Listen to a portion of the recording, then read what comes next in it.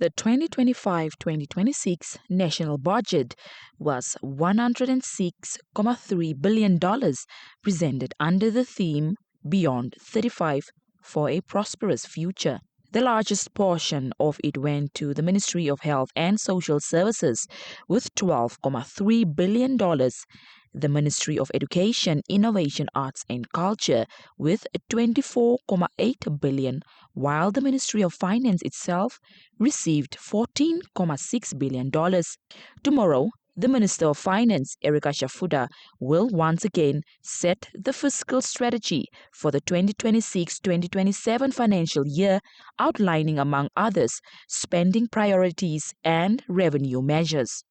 The ministry's public relations officer in the Ministry of Finance, Wilson Shikoto, said it is important for citizens to align themselves with government's development priorities to have a better picture of the coming financial year. The importance of that is because you would want to hear it from the horse's mouth and also understand the key areas that government will be focusing on, particularly issues of the priorities on infrastructure.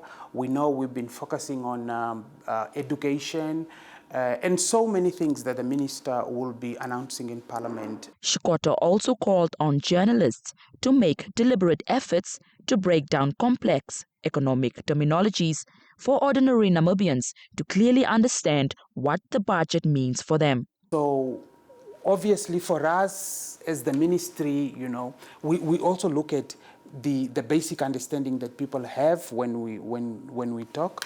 Therefore, most of the time when you'll have now to get into the details of preparation. The focus of last year's budget review was largely on adjusting fiscal plans in response to a more challenging economic landscape that had emerged after the main budget was tabled earlier in March last year. During that midterm review, Shafudah announced a reallocation of $1.2 billion.